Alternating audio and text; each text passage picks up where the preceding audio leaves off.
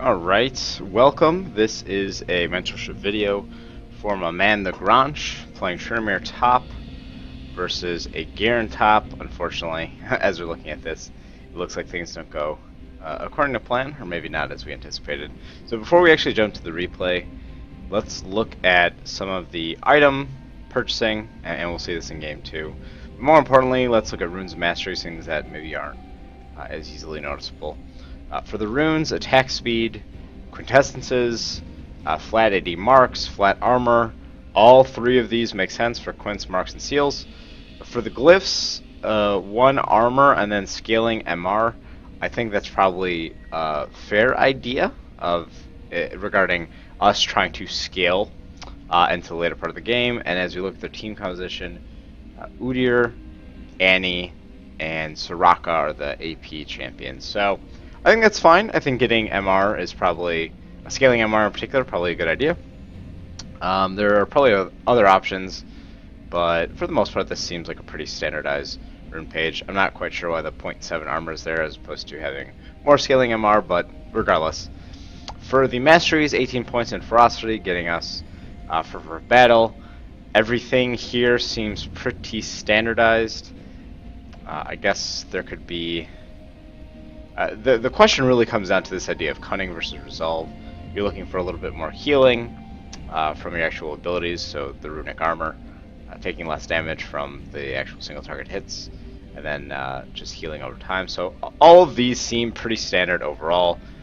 There could be an argument for you going 12 points into cunning, although, so we could say right here, giving you 5% extra damage when they're less than 40% health, and so on and so forth. But for the most part, I think this is pretty standard. So let's go ahead and just hop into the game itself and sort of see what went down, how it went down, and what we can do a little bit differently. And we're just going to go ahead and pair up you versus Garen over here and speed it up. The first thing that I'll say is in a tank meta where we see itemization of Sunfire Cape plus some iteration of Iceborne Gauntlet, I am a little bit apprehensive about the Tryn pick. Certainly when you get to endgame items, you'll be doing a lot of damage. But when it comes to actually being able to whittle down these tanks, itemization is really the question. Getting a Rage Blade is one option. Getting a Blade of the Rune King probably works better against these tanks. But I just generally don't like a melee matchup versus a Garen. Just because if you're within melee range, not only is he inherently tanky, especially with his W scaling, but you're actually able to sort of get hit with the silence here. You start out with your Spinning Slash, level 1, and you go ahead, clear this camp, go back to base. And because of the experience nerf, this is a little bit different than what we previously have seen at Worlds and things like that. And actually, let's go ahead and back this up just a little bit. So we see that the Garen's in lane. It seems like he's pushing. He's missed CS, and so you decide to start teleporting in. And we'll pause it here. So you teleport in, and you look at Garen, and basically you two are faced against each other, and you're just going crazy for him. You still actually have rage built up. You're auto-attacking the minions, and then you spin into him. So the second ability you level up, is your Bloodlust. So you have a lot of rage when you get to the lane, and now you're almost at max, so you could be doing a lot of crit damage. Usually we refer to sort of Tryn's level 2 cheese as being really powerful, especially if you take something like Ignite and Ghost. But you take Flash and Teleport, so I think the summoner spells for what you're trying to accomplish, at least in this part of the clip, might not be the best. Tryn is usually a split pusher, so Teleport enables you to get into team fights more quickly, which maybe you do want. It really depends on your playstyle, but more often than not, it'll be a 4 versus 5 with Tryn on the other side of the map pushing into the tower.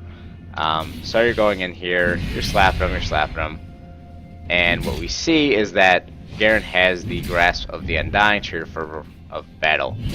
So at this point, you went in on him, but as we can see, especially within the tank meta, and because he has a Duran shield, and his natural tankiness, you went in, you fought, and he is actually at more HP now, despite you having full rage, than you are after that exchange, and a lot of that can be attributed to the minion sort of hitting you.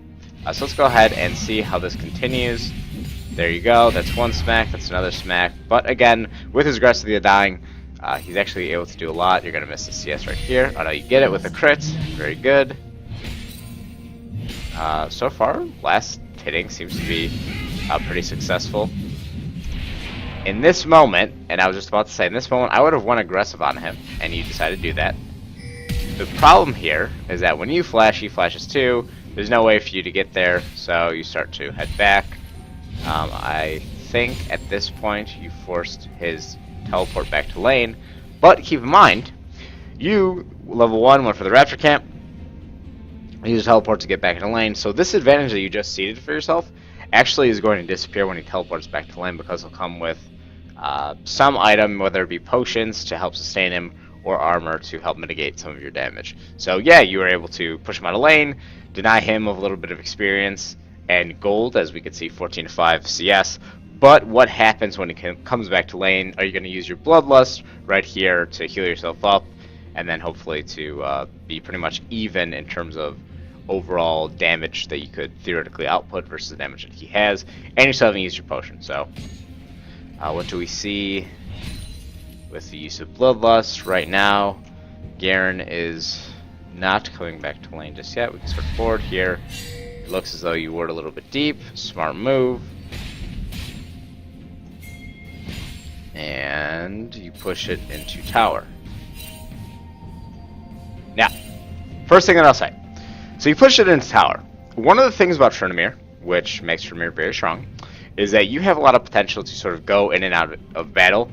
The Fervor of Battle, as opposed to Warlord's Bloodlust, is an interesting choice. I don't think that there's necessarily one that is right nor wrong, especially with some of the changes that are coming for Warlord. So I think Fervor is probably better overall, especially in these sort of long, prolonged exchanges. The one thing that I'll say in favor of Warlords on champion like Tryn is that when you use your Undying Rage, which is your ultimate, you have the ability to regenerate yourself as you are basically grasping on for the very life that you have. So you're able to not only lose HP but gain HP pretty quickly. And then the second idea here is you push the minions to the tower. The benefit of Tryn is that you have the ability to sort of duel and fight and engage. But after you push the minions into the tower, instead of going back, purchasing an item like a longsword and another potion, or a longsword and a pink, depending on how much gold you have at the moment, which is almost 500 gold, you instead decide to sort of stay in the bush and wait. So your actual rage has gone down. Your advantage in terms of being close to your side of the map to his, so you could actually engage him from afar, especially because you know that you don't have, that neither of you have flash, and that you could actually use your Mocking Shout if he tries to run away. So at this point you're just kind of staying in lane, which would make me think that you are content just farming against the Garen and trying to avoid it. You put a really good deep ward into the jungle river, and at this point you're just kind of farming. But again, the second he decides to come into you, you have no response for it. And the reason that you don't have response, number one, is because once he silences you, it makes it hard for you to, let's say, use your Spinning Slash to get onto him, because you're silenced, you can't. And number two, the speed boost that he has, he comes in, hits you with the Grasp of the Undying and his silence, and he's able to run away before you can even really respond. Now, if you have enough rage, you could actually just auto-attack him back with a crit. But let's sort of speed this matchup up until we see something that is of interest to us. Again, he sort of hits you, and you are using... Okay, so each time Garen comes up to you, and I don't know if this is necessarily misclicking or if this is just you trying to be more conservative with your CS lead, which is fine. Garen is pretty much, whenever his ability comes off cooldown, which, let's look at it right here, 7.4 seconds. So every 7 seconds essentially, his Decisive Strike is coming off cooldown. We're saying like clockwork. He's not only regenning through his passive, but he's coming up to you, hitting you with his Decisive Strike. And there's really no response for you. You're actually not even able to auto-attack, and your healing isn't that great right now, which sort of begs the question of, yeah, instead of leveling your Bloodlust max first, it looks like you're going for your Spinning Slash, which would have been fine if this was AP Tryn from a couple months ago, but right now I think leveling your Bloodlust is a way to stay and sustain in lane is probably a better choice. And at this point you are pushed into the tower. So you being pushed in the tower isn't the worst situation. You're able to sort of last hit and farm as you want. No Mia call from Garen. You're missing a couple of these CS, which is okay. There's a Mia call, albeit a little bit later. Garen isn't really that big of a threat, seeing as though you don't have your teleport. And we're just sort of watching all of this unfold. You meet in river, and again, look at the damage that you're able to do versus him, and I think this is more of just a tank matchup in particular, because when you're actually shading your hits back and forth, I just don't think that Tryn is necessarily the best champion against a Garen right now. But we're just saying this, you're level 6, he's level 5, and the exchange is coming through. I imagine you're going to die to his ultimate soon. Once he hits level 6, you go in for an exchange. You get very, very low, and hopefully you just back entirely. Which you do. Good. So, as of now, a couple of decisions that are a bit questionable. You go for the Vampiric Scepter first. You start heading back to lane. Hopefully you don't burn the teleport. You're running, and we are starting to see the shift in favor of the Garen. A lot of this coming back to the idea that you actually want to fight him a little bit early on. Let's stop this right here. You are fighting in the jungle. Your Rengar is about to die. Question mark? A heal coming from Soraka with a gold ultimate, and you are staying in lane. I'm not quite sure what is being had right now. You don't have your ultimate, so it makes it a little bit more challenging for you to actually engage if you wanted to, but based on the passive and everything that's happening right now, everyone is pretty close to full life. And if they come and decide to dive you within the next 10 seconds, because that's how long until your ultimate comes through, you will die. Thankfully they do not. And so as we speed this up, we just see you slowly farming under tower. And I think Warlord's Bloodlust plus Vampiric Scepter would have been able to put you a little bit further ahead. Rengar dies here. I don't know if you're typing to him saying WTF, but he is putting your Garen ahead. All of a sudden you're actually able to go a little bit further. And this is why earlier on I said a Ghost plus Ignite would have been a really good tool for you as a Tryn, just because there's nothing, if we go back just a little bit, when you're fighting him, if you were to have ghosted with Ignite, you would have been able to kill him. I'm pretty confident, especially because you're leveling up your Spinning Slash. So we're seeing a couple of these small decisions that are moving a little bit forward, and as we sort of continue onward, we're just seeing more of the laning phase. Trying to be aggressive, but the exchanges seem to be going in his favor. If I was you and I was just continuing to farm, I would actually just use my Bloodlust to heal myself and then regain that as I'm getting last hits from the minions. That way your HP pool is a little bit higher, just in case the Udyr comes to gank you. You forego sitting in lane, which is really the strength of Tryn, to go and take the Scuttle Crab. You see that Garen is slowly running behind you, and you have really no way of slowing him down other than your Mocking Shout, but after that, with his Decisive Strike, he's actually able to get back and run away as fast as possible. You see that he's Mia, and so I'm going to hope that you're going to push this lane and then go back. Shut down. So you are sort of pushing it, you're mostly last hitting, which makes me think that at this point, you're about to give up a lot of overall momentum to Garen. And the reason I say that is this. If the Garen goes back to base, so he's back at base right now, he just bought a new item, we see it's a Bombies, plus cloth armor, plus boots, or some iteration of that. All this time that you haven't been auto-attacking and pushing the lane means that not only was he able to go back to the shop, but he's able to make it back to lane. So instead of mirroring him, what's going to happen is you're going to push this lane just through last hits, and then you're going to go back and teleport to top. When you teleport to top, yes, it gets you there quicker, but it also does not enable you from using that teleport to, let's say, go to a bot lane.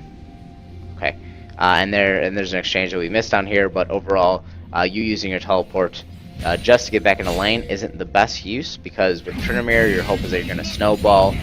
You don't want to sort of scale up slower or at the same par as Garen, because he's just going to get really tanky, and it's going to become very hard, if not impossible, for you to do anything to him. And as we see here, he's slowly whittling you down. Undying Rage happens. You teleport, or I'm sorry, you flash. You get Tibbers bombed, and you're dead. Now, it's a good thing in this particular circumstance you have teleport, because in 20 seconds you can come back top. But again, Garen has a lot of strength. I don't know why he's spinning.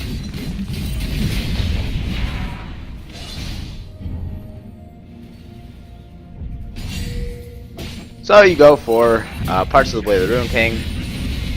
You're just kind of trading, auto attack you, but to the point that I made at the beginning of the video, your auto attacks at this point are pretty much doing not a lot to him. He's able to regenerate with his passive plus Undying Strike, or I'm sorry, Grasp of the Undying, and you're actually not able to do much. You're actually sort of, I think your idea was that you're going to auto attack with your Cutlass and be able to heal up a little bit while Garen is there, but unfortunately you're taking a lot of damage from his Balmy Cinder, which starts to add up over time. He starts playing to win. He's going to ult here, use your Undying Rage, but unfortunately you're not able to do anything in terms of sealing the deal. He turns around once your Undying Rage is done and kills you. Poppy knows best. His name is interesting and a bit negative. And so we're seeing a lot of decisions in terms of your itemization and your build path. Let's basically compare the idea of how itemization works right now, especially within this patch, and this is subject to change too. But the way that itemization works is that tank items are just naturally better than a lot of the other items. So you're building pieces of Blade of the Ruin King, which means that your overall damage will not be substantial to a tank until you finish that Blade of the Ruin King. So the 3,000 plus gold later, right? 3250. So what we're seeing here is that you have to make a decision to either just wait, sit in the back, farm under tower, which doesn't seem like the best decision with a Tryn, or go all in on him. And in order to go all in on him, you need a Ghost, an Ignite, and instead of getting Blade of the Ruin King, you'll probably go for a Pickaxe, and go for a Ginsu's or Pickaxe and a Tiamat, or some iteration of that. So you are basically allowing yourselves, and he's actually ahead of you. If you two are parallel, imagine that you two had the same amount of gold, the same amount of resources, CS was the same, everything was fine, let's just forget the kills. The tank items and the tank kit of Garen is going to beat you out as Tryn. Unfortunately, right? So that kind of sucks for us. And as we watch this game continue a little bit forward here, we're saying that he's actually being able to push with the Rift Herald into you. And there's not a lot that you can do. Other than last hit minions and wait for him to walk away. This is not going as you had anticipated, I imagine. And so we sort of watch this unfold. And I think we're pretty much saying everything that we needed to. Here you make the decision to stay as he kills the tower. You're not really getting any support from your Rengar. The one time the Rengar did come over here, Garen killed him. And you are starting to roam. Garen's also starting to roam. We know that I think he finished this game 8-1. So let's go ahead and just fast forward a little bit. You're 0-4 right now. You have Merc Treads, which are an interesting choice. Boots of Swiftness are probably a better choice, or even just getting Boots and going for a Zeal instead. So you have Blade of the Ruin King plus other pieces. It looks like you're going to go for some sort of Static Shiv, or some iteration of this. And we sort of forward. You are pretty much... Let's try to locate. Okay. So, you are pretty much in top lane the entire time. As a matter of fact, thankfully in this part, and we sort of skip past it, you actually walk over to Dragon Pit, and then you teleport back to top, which is fine overall. Sorry, I got a message. And we start to see you teleporting against Jinx. I imagine she doesn't respect it, and you just end up killing her. Which is pretty much a free kill. This is Jinx being silly, and actually she takes you a lot closer to death than I would have imagined. And she actually has incredible itemization. I'm not quite sure why she has an item like the Lord Dominic's Regard. But we're just sort of seeing this game unfold. And it leads to a 36-18. I don't even know what the final score is. 42-18. You end the game 1-5-2. They pretty much steamroll you. And that's that. The Garen's itemization is pretty much all offensive minus Sunfire. Although I think he's building some iteration of Randuin's or whatever it might be. So let's go ahead and try to figure out what are a couple of the takeaways from this. First takeaway, and this isn't supposed to be discouraging in any way, but the first takeaway is that Tryn probably isn't the best pick into a Garen. I'm not sure if that was your intention or however it is that you wanted to play it, and I don't want to criticize your champion pool at all. If that's who you want to play, that's great. But you have to think about how do you play to the strengths of a champion like Tryn, and a lot of this boils down to going all in. Now, we see that Ginsu's Rage Blade is actually really, really strong on a champion like Tryn, and that takes a little bit of time. The nice thing about having the Rage Blade is that one of the components is a pickaxe. So on your first back, you actually end up with plus 25 attack damage, which is a substantial amount of attack damage. As a result of that, when you get into lane and you start to fight against the Garen, if you take, let's say, a Ghost plus Ignite, you're pretty much able to all-in him at level 2. Even if he flashes, you're able to pretty much come close to him. I also wouldn't recommend you trying to go ahead and use this particular technique of Raptors back to base and then teleporting. I don't think that is necessarily the best opportunity thus far.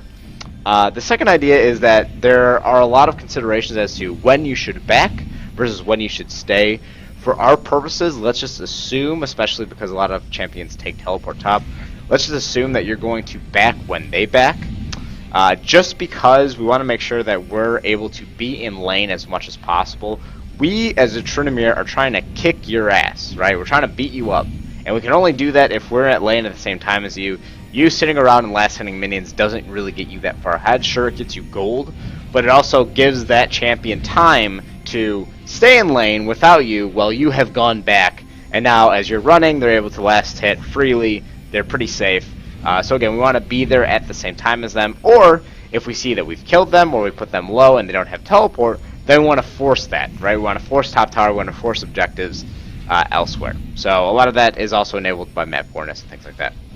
But for the most part, I think you had a lot of really interesting ideas. I think Blade of the Rune King is probably a smart pick, but just based on the tank meta right now, it's kind of hard to play against it.